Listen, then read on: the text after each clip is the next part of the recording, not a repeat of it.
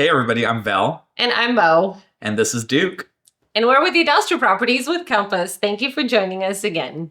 Yeah, so today's topic, we're actually going to be talking about the buying process for both resale and also new builds, kind of what the difference is, what the pros and cons are, and why you should actually work with us. Yeah, people say, I want to buy a house. Well, what do you want? Well, I don't know. What do I want? And that question actually comes to whatever your goals are. Generally during our intake, we're going to talk a lot more about your goals, goal setting for now versus the future, and what is going to be the best fit for you and your family or whoever you're with at the time to go ahead and ensure that you're making the correct purchase. That makes sense for you during your initial investment, right?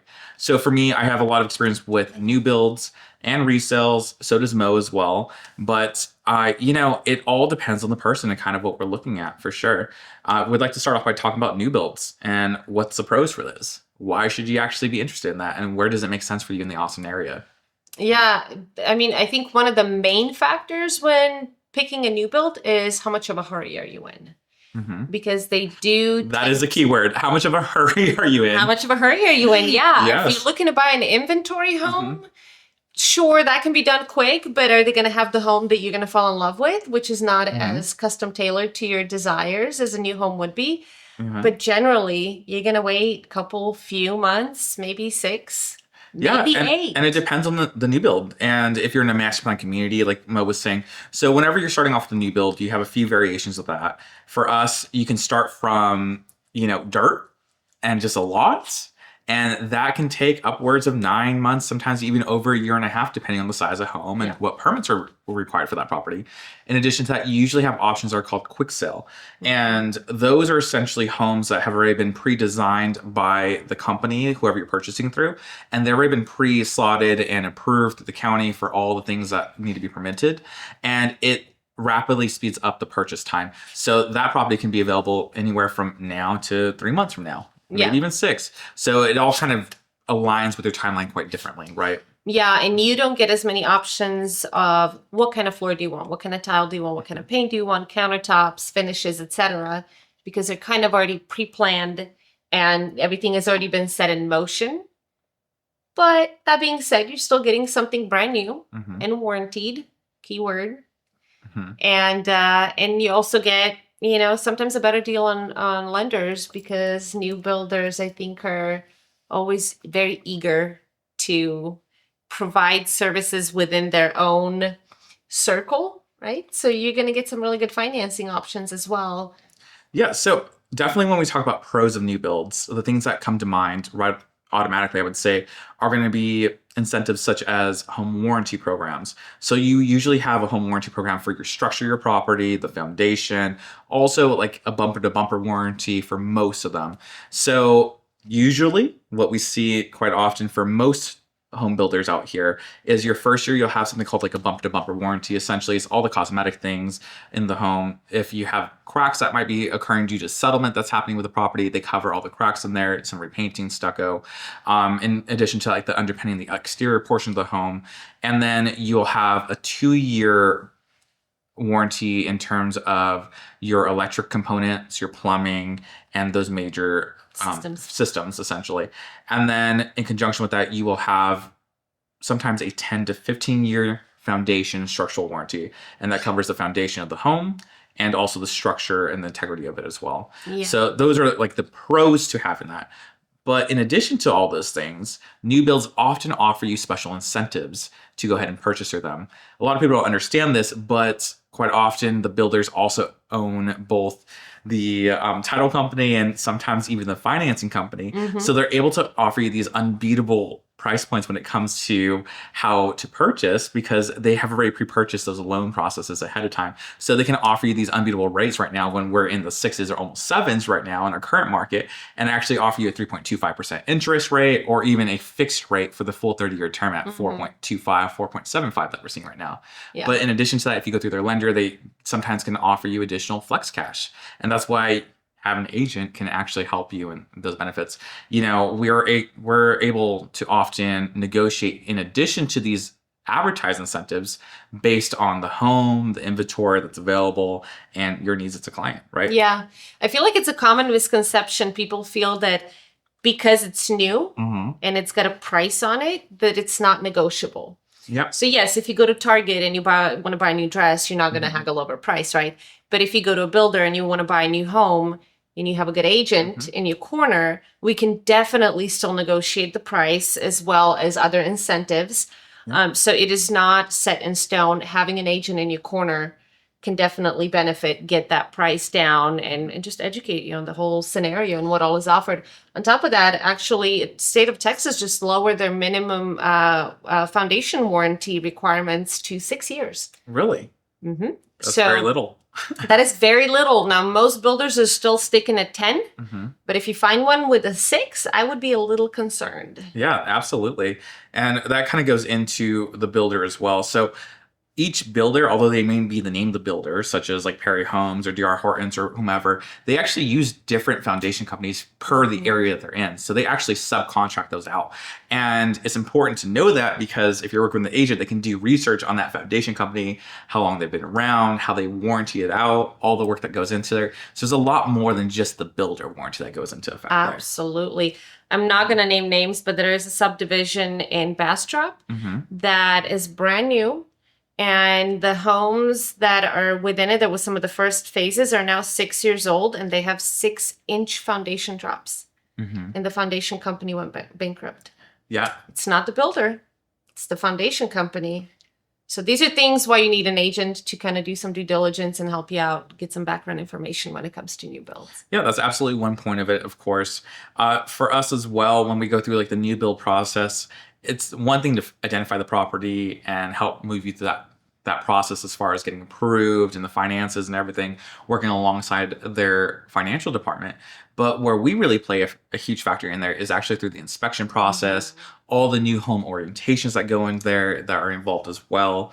And for me, quite often I will be at almost every meeting, if not my business partner over here will be there in my place as well. Yeah. But we're there for every meeting to discover and talk to whoever your sales rep is to ensure all the things that are in contract or our purview are being completed in accordance with what has already been contracted for our client. Yeah. Oftentimes our clients are not local, so we had to be the representation, and we're there. We're doing all the blue tape walkthroughs, all the additional inspections that are required. If you are pre-drywall, you'll have a pre-drywall inspection. Yeah, and don't let the builders try and talk you out of it, because they say, well, we already have our own inspectors, we have city inspectors, we have plethora of different steps we go through.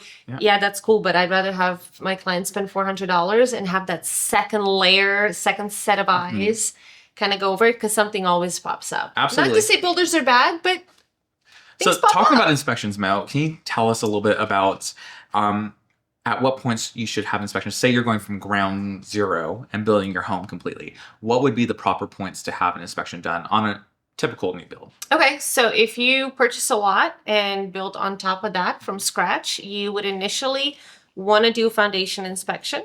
None of the inspections are mandated because the builder does their own as well as the city.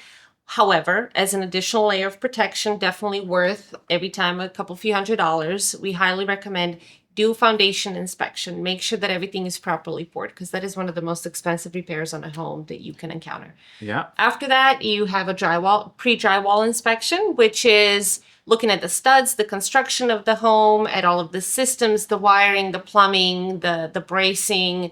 So you see what is going to be hidden behind the walls later on and harder to expose. Yeah, it's a rarity to be able to see behind the veil curtain, if you will. Yes. Like it's hard to see beyond the drywall, especially if you're walking in and a home's already completed, to see like the actual structure of all the wirings, all the conduits that go into everything, and all the pest control lines. Pest control lines. A lot of people don't know there's pest control lines in the house. Yeah, right? and another benefit of having a pre-drywall inspection is you get eyes on where everything's at, and because you don't know when you go hang a beautiful big giant mirror and you need to put anchors in, are you going to punch a hole through a plumbing line?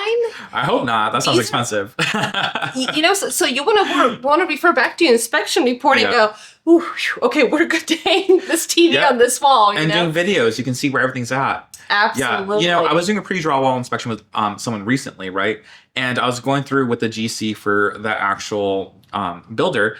And when we're going through, the person was saying like, hey, I actually would love to hang my TV here, but there's actually not any sort of wood behind here to anchor it. Structurally, What can we do here? So they actually allowed us to add an extra piece of wood there. Fantastic. In the drywall so we can anchor it correctly for the TV to be appropriately aligned, right? Like those are the little details that you would not know that's between walls, but it makes a world of difference for the person that's actually going to make it at home. Sure. A stud finder will find a stud, but it's not going to find a PVC pipe. It will not. Or some kind of conduit, or it's just, So anywho, so then the last inspection would be the post drywall, which is when the home is 95% complete, almost complete is just finishing touches, tightening things. That's when you go and make sure that everything was properly installed, that all of the systems are working correctly, that the appliances are properly installed. And you also submit that report to the builder. And then roughly 2 days before closing, when you do your absolute final walkthrough, just go down that checklist and make sure that everything's done. So these are each between, I would say, $200 and $500 per inspection, depending on roughly the size of the house and the type of the inspection. But oh my gosh, the peace of mind. Yeah, and it could save you tens of thousands of dollars absolutely down the line. Absolutely. Yeah. For me, for instance, I'll tell you a quick story about a new build I had a few years ago. My client and I were contracted for a home, and we did the inspection process for that home, and we found some major issues with the roof line. Okay. And because we're having major issues with these roof line, I was able to go back and negotiate with the company because my client was going through a situation where they had to be in a home like immediately at closing. They actually switched us to a new home. Unheard of, but it happens, right? Wow. So I was able to go in and help negotiate a new contract, all the same terms, all the same everything that we were already building on. They went back through like expedited financing. We extended out about a week and a half for financing to make approval. Sure. But we switched to a completely new home because we were going through the inspection process and we were not going to meet that criteria. They so happened to have a VA loan, so it actually played a major factor in that where we weren't going to lose any money. But my client still needed a house at the end of the day. So we went all the way through and we went and redid our entire contracts, renegotiated. I read over everything like 4 times to ensure that we were not getting screwed over by getting a new house. They honored the same price point. They honored everything because they realized that this was their fault. It was a build quality issue, and it was actually going to save them money, the builder money, because they weren't going to have to come in later on down the line and have to do a claim, and potential issues. Maybe a lawsuit. I don't know. I'm not an attorney. However, they were able to go in and together we found a solution and saved the deal, right? See, and had your client thought, well, this is a new home. I don't need an agent. I'm just going to go talk to a salesperson, purchase a home. Wham, bam, thank you, ma'am. Yeah. Would have been a very different story, right? It would have been. And, they may not have experienced anything like in the last year or so, but who knows, 3 years from now, we could have a hailstorm or something like that, and they realize that their entire roof integrity is not intact. And it's a safety issue. It's a safety issue at the end of the day. Yeah. And like we talked about earlier, a home inspection during the new home build is an optional thing. Absolutely. It is not a requirement, even through a resale, but it is extremely important because we're trying to risk mitigate here. Right. We're trying to assure that our clients are making the most sound investment possible based on the knowledge that we have control over. Yeah. And that's one of the things we can control. We can control hiring out a different company, come in with a third-party objective, no financial gain. Neutral. Yeah, no financial gain to be like, hey, this is messed up. This is not up to code. This is. We should definitely work on this, right? Yeah, absolutely. Yeah, but this can save you, tens of thousands of dollars. But not only that, the time, the heartache, all the energy that goes into that, filing claims and having to deal with people. Yeah. I would not want to do any of that. Absolutely. Yeah. But I mean, resales are amazing depending on your scenario, So resales on the flip, so when you're buying a new home, right, especially if it's a brand new subdivision and it's still being developed and maybe the amenities are not fully built and things like this, since it is not an established little community, there is going to be a little bit of unknown. You don't know what you're getting quite yet. You know what house you're getting, but what kind of neighbors, what kind of a feel and that culture is a little bit of an unknown. Yeah, for a new build. For a new build, yeah. When you're buying a resale, that's a completely different story. I mean, you can walk oftentimes, the neighborhood, you can walk it in the day and the night, you can look at the different reports online. You really, it's already established. You have a lot more of a known factor of what you're getting into. But there's behind the walls, which is the unknown, right? Because it's older. It is. And again, that kind of goes into the process and what makes sense for you and your family, right? For me, I love new builds for a lot of reasons. I work with a lot of investors, so it's a safer bet for their investment, generally speaking, because it comes with all the warranties that are already pre-negotiated into the deal. But when you're doing a resale, the great thing is, you know, the schools, you know, the area, you know, the streets, you know, the trails that are nearby, you know, everything's done, and you're not having to worry about nailing your tire. Oh, don't go there. We should buy stock in discount tires. I mean, honestly, hold on, maybe not post that. Yes, but yes, we should definitely look into different stock options for those. So for us, through our new build homes, we do get a lot of nails in our tires, which it comes with the job. Territory. Comes with the job. Yeah. But for resale homes, homes are already been established. Generally speaking, you're in a newer, older community, but they can vary so drastically depending on the home, the actual condition that it's in. For us, if I'm working with a family or, you know, a single person or anyone in general, for a house, we're looking at investment versus long-term stay versus future opportunities for the home, infrastructure for the area. You know, those are all variations that we're considering when we're purchasing the property, but it doesn't matter until you're actually in the property, until you're in the home and you feel how that's going to talk to you. Yeah. Yeah. Yeah. And this is where we, when we walk our buyers through a resale home, we pick it apart. We're just short of Sherlock Holmes with a magnifying glass going, oh, there's a crack there. Oh, this doesn't look good. Oop, this needs fixing. Because we want them to, people come in with what do you call them, like rosy glasses, you know? Oh, and they just yeah, like, the rose-colored gosh. glasses. Yeah, and they just fall in love with the idea of living in this beautiful floor plan. And then you go, yeah, but we're noticing, you know, we're noticing other things that could potentially be. And that comes back to our initial intake with you. So when we initially have a sit down with any of our clients, we break it up in two parts. Our first part is actually not talking about the house itself. We're talking about you, your goals, what you want for your future, what's going to make sense going forward, and is this a long-term or short-term kind of investment? And then we actually write all these notes in our profile for you. And when we go and walk these properties together or for each other, we're like, hey, no, Mr. Adam, you said that you want X, Y, and Z, and this is what's important to you because of these reasons. These are not fit with your goals. Yeah. So are we now revamping what we initially discussed? If so, we'll go back to the drawing board. I'm not showing the right properties. Yeah. You know? Yeah, you can change strategy midstream, but... Exactly. But we try to keep you grounded for whatever your goals are moving forward. And that's why we pick it apart. One of the reasons, of course, is we're like, hey, does this resonate with what you told me you needed and you wanted? My job is to make that happen for you. Yeah. But in conjunction with that, our job is to look out for your best interest. And although we're not inspectors by any means, we've gone through a lot of inspections. We can certainly walk through a home and be like, hey, I feel like this might indicate there might be foundation issues going on over here because that door is completely 45 degrees off its hinge, right? When the door is you walk into a room and the door just closes behind you, it's usually not because it's haunted. I would think ghost. I would think ghost, girl. I'm brown. We don't mess with that kind of stuff. I would be out the door, around the corner to the next property. Be like, no, Mr. Guy over here. You go explore. Foundation. That's a ghost's name, not Casper. Yes. Foundation. At least in this area. Yeah.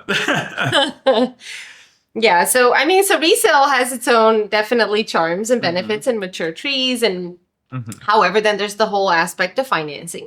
Yeah. You know, so yes, you're not necessarily going to get all these incentives that a new build offers, but there's a lot we can negotiate into the contract. We can still negotiate buying down interest rates. We can negotiate a home warranty. So just because the home is not new and it doesn't come with the warranty on it, it's already long expired. You can purchase a home warranty, which is an add-on plan, and it'll cover the systems, the appliances, the structure, the roof, some of the failures that your homeowner's insurance is not necessarily going to cover. So we can compensate for some of these things. Yeah, it's all about risk analysis at the end of the day, right? We're going to look at everything and be like, hey, this makes the most sense for you because of your scenario and what you're asking for. And here's what we're guiding you to do. We can present you with the opportunity, but ultimately the decision is yours. Yeah, we are just advisors. Yeah, I always say, and I'm not the one who came up with this. I'm sorry, I can't remember who it is to give credit. But we are navigators, but our clients are still doing the driving. So we got the Is map. this Madonna? and I feel like this is Madonna. No, I think it's one of our friends, fellow agents, but I don't want to give credit to the wrong person. But essentially, we're in a car and we're driving you to, you know what? No, we're in a spaceship and we're shooting for that star because we are AdAstra. And we're telling you the best possible path to get to your goal. And so we're navigating you toward it, but ultimately you're the drivers. So if you say, you know what, that makes sense, but I'm still going to take a risk and do this, then that is your prerogative, and we're just going to have to honor everything that you choose, and you can drive us there your own way. But I mean, we won't tell you we told you so. We'll think it. our face isn't probably going to say it. By that point, my face might be full of Botox, and it may not say anything. However, we will definitely help you find a solution for it. It won't be an issue. So essentially, new build or resale, I mean, time is a big factor. Cost is a factor. Okay, so would you say that in the current market, what is going to be cheaper, new build or resale? If we're kind of trying to do apples to apples, year aside, age of the home aside. That's a great question. As you all know, we're already in the Austin metro areas, so it depends on where you're looking to buy. Where are you trying to be at? For some of my other people, they want to be like city centric. Listen, girl, there ain't no new builds. If you are, you're in Miller. And do you have $1 million? Because that's what it costs to get in there. Or they're one of those very gentrified areas where they tear down these little cute little charming and it's still $1 million. cottages. I don't know what you're talking about. Exactly. Yeah. They put on $1 million home. And you're buying a 3-bedroom or 2-bedroom home with only 1,400 square feet. And like 0.13 of an acre? Yeah, not even. Yeah, and they're like you can walk around it. They're AV units, quite honestly. Yeah. So for some people, that is exactly what they want. They want to be in a walkable area, which I love that for them. Yeah. That's amazing. If I didn't have dogs, I'd totally be okay with that. Yeah. And if I didn't have a whole lot of stuff I didn't bring with me. Or staging. Yes.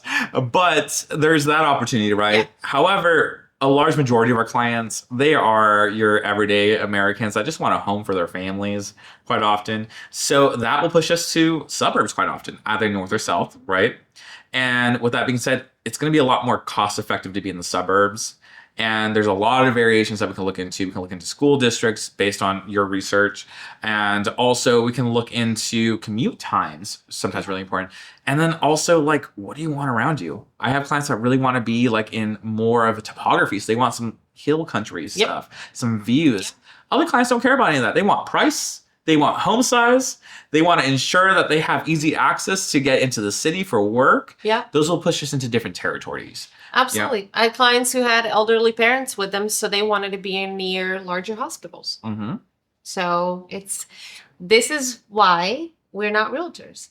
We are real estate advisors. We really get to know our clients and their goals and their dreams and their needs, and then we tailor we navigate them through that to make sure that they reach those goals and that it's not just, ooh, pretty house, let's buy it.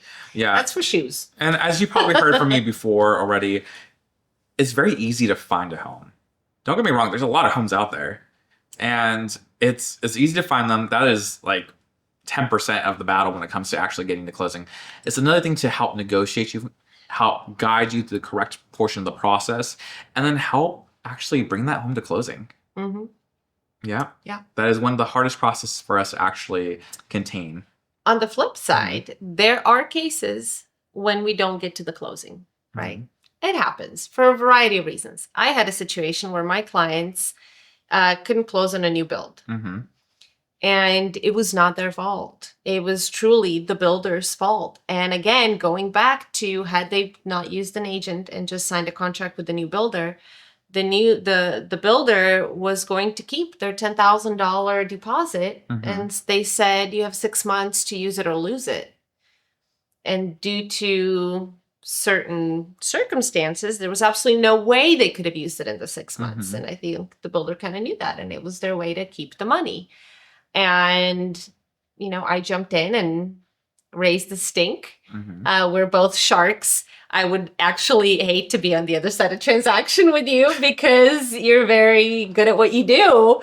And so we really fight for clients. So we get the money back. Ultimately, Yeah. after quite a fight, we were able to get the money back, all of it. Well, that's the thing is like whenever we feel like we are in the right or we're advocating for our clients, we'll take it to the far extremes to whatever is capable for us. And we don't mind being on the phone for 9 hours. I've done that. Yep. Yes, he has. I have gone back and forth with people. I've actually bypassed phone calls and gone straight to offices. I don't care. Yeah. Yeah. If it comes to money and my clients and making sure that they're taken care of, like that's all that really matters, right? We really sharpen our fangs. And, we want to ensure claws. that they are taken care of in the best way scenario. Yeah. And also, if not, we need solutions for them. Like, I don't want someone to come to me with an issue and I can't just figure it out with them. However, it is so rare, though. It does happen, but ultimately, the goal is for us and the opposing agent or salesperson to really make this happen. Yeah, I mean, it is. We're not really opposing. Oh, we're not. We're not, but every agent is representing their client in the best interest, right? But with that being said, when you're in a professional atmosphere, agent to agent on the other side of the deal, we're here to proctor the deal and make sure that this happens in our client's goals or interest, right? Yeah. So I'm advocating for my client, you're advocating for yours, for opposing sides in our best way that we can. And quite often we're kind of playing like divorced parents, like mom and dad, you know, and we're just kind of like the child in the middle, making sure that everyone gets a little bit of something to ensure that everyone's happy at the end of the day. Yeah, absolutely. Yeah. We're constantly putting out fires because that's what we do. Yeah. Yeah. But I mean, I find a lot of joy in it. And the funny part is quite often I'll meet these agents and we go through a horrific deal together, right? And we've had some. But at the end of the day, I usually get a compliment and they're like, you've been such a professional through everything. I respect you. And that's like one of the highest compliments you can get in our industry is when someone's like, hey, we've enjoyed our transaction with you. We know that these things were beyond your control. Right. But we appreciate that fact that you answered your phone, you responded to us, and you actually made this happen. Yeah. So though we're sharks, we're very professional and we still build that relationship with both sides. Don't take us wrong. Don't take it the wrong way. Like we have to look after our clients and as well as our reputation. But I've built some great relationships with the agents that I was on the opposing side of the transaction. And sometimes it's fun. Yes. Yeah, it is truly an art to learn whoever's on the other end of the contract, learn their personality, learn how they work. Or salespeople. We're all salespeople at the end of the day. Yeah, like in a new build, right? Not necessarily agents. So. Yes, exactly. But it's fun to figure out dynamics of relationships and how to apply new knowledge towards that. Yeah. Learn things from it and apply it towards different deals, right? Yeah, absolutely. Yeah. Absolutely. So, okay. When I was purchasing the most recent home, the one that I live in right now, I was very particular. I wanted a resale. And for a number of reasons. One of them was being I definitely did not want an HOA.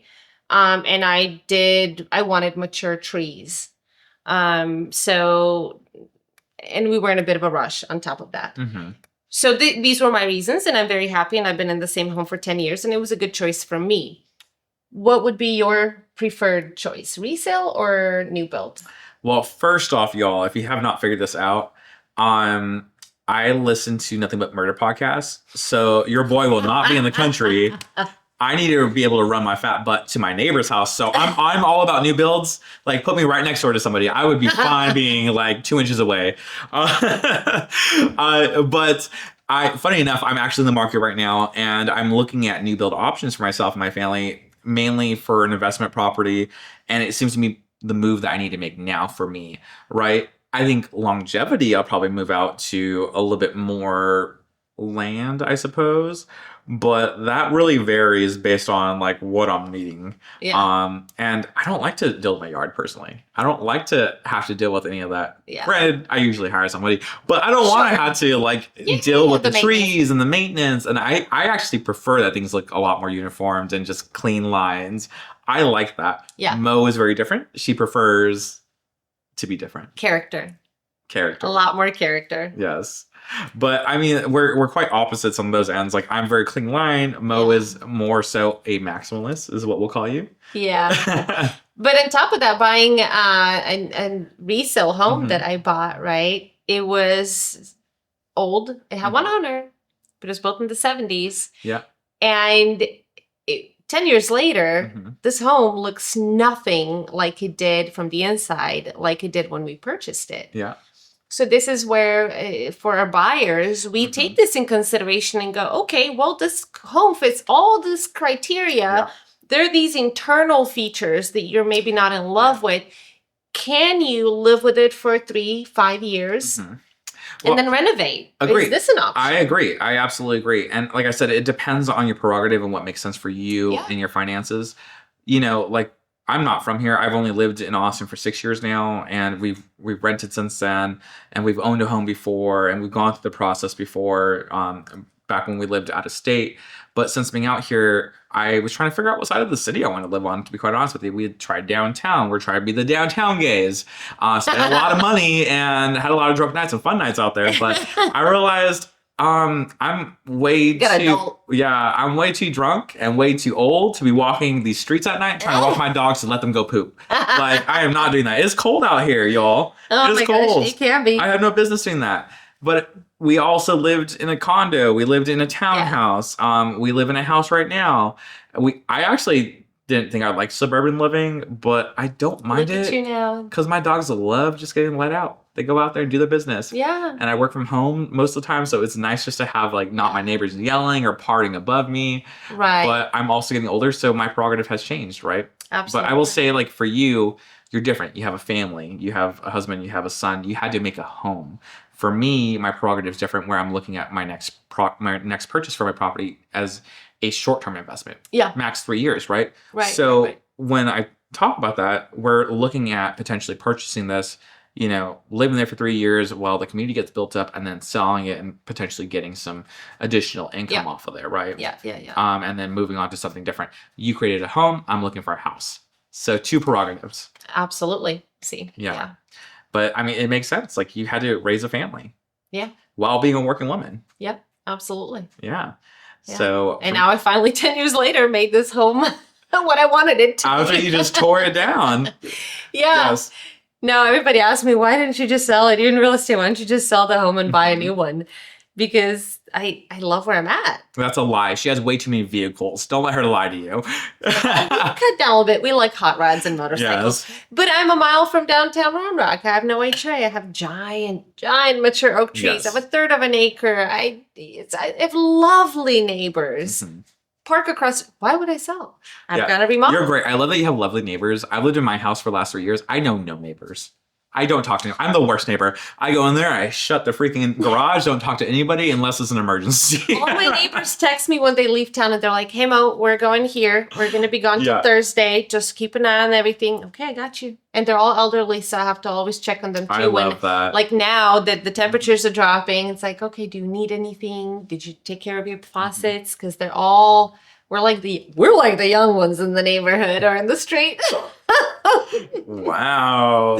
Yeah, but I love it. I love it. So, yeah, a lot to consider when you're buying a home. And not to mention, we bought this home sight unseen. I know. I did not know what the neighbors were like or what the neighborhood was like or, you know, sometimes.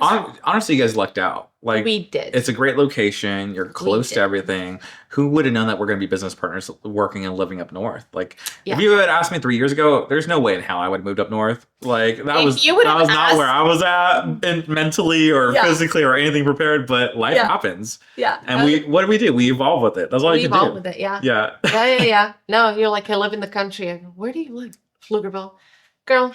Okay, so... That's not country. If I share a zip code with a cow... I feel like that's the country. Is that not the country? Define a cow. I know you want some of those cute little Highlander cows. Oh my gosh, I would love a cute Highlander cow. So I might actually have to get some acreage at some point. Can you imagine Daniel out in the country? You can have it here. Can you imagine Daniel being out in the country? Yeah. My husband? Yes, because he doesn't leave his office. It doesn't matter. We'd have to hire like a hand. What do you call like a stable person? You would have to hire a groundskeeper, essentially. A groundskeeper, okay. Yeah. A pet wrangler. A professional pet wrangler. / husband wrangler. That's too. But they have to be female and lesbian because I can't have those hot burly men around my husband like that. Yeah. He'll be a little silver fox. So, as you can tell, there are many criteria. There are many things to consider when buying a house. Yeah. And deciding, do you want resale? Do you want new build? Do you want a condo? Do you want an apartment? Do you want a townhouse? Do you want a barnuminium? So there is no single answer is what we're getting at, right? Right. There is a multitude of different variations that play a factor into this. And for us, I mean, we kind of reviewed a few different variations that might occur during the sales process of things. But at the end of the day, it's up to our clients, their needs, their wishes, what makes sense for them, and where we really want to take this, right? Mm-hmm. Yeah, and how far you want to be from the city. Yeah. Yeah, honestly, I'm okay with a 30-minute commute. And we work in the city, 3 or 4 times out of the week. Yeah. And we're down there for clients. So it's really not too bad for us. And we drive quite a bit. It's awesome for podcasts. Oh, so many audiobooks, so many podcasts. Yeah. If you have new ones, please feel free to leave them. Yeah. Comment with your favorite podcast. Yes. Actually, I started listening to one recently, and it's about a Russian sex spy. And according to the podcast, she's a real woman that was inducted into that society. And it's her story about how she kind of So she navigated. spies on people having sex. Yeah. Old school Peking Tom. On payroll. That's funny. Okay. Yeah, but I might have to send it to you later. It seems quite interesting. Curious. Yeah, I mean, I don't know. I was listening to some psychology throughout her training for things. I was like, I might have to start implementing some of this. Not sex, but just the things. I need something fun and fresh because all my podcasts are about real estate, and I need something. Listen, I can give you some of my smut books. There you go. Yeah, I'm on a little smut book chain right now. Yeah, we like to stage our homes with a hidden book here and there. And see Oh my gosh, yeah, keep a lookout for those. But it's been great chatting with you all. If you do have questions about any sort of real estate needs, resale, new builds, just have questions in general, we're always available. We're happy to talk to you. Keep in mind, first drink is always on us, or coffee, whatever you prefer. Drink, yeah. Drink coffee, milkshakes, yeah, whatever it might be. Yeah. But feel free to reach out to us and ask us any questions. Yeah, we won't embarrass you. Just each other. Have a great night, you guys. Cheers. Cheers.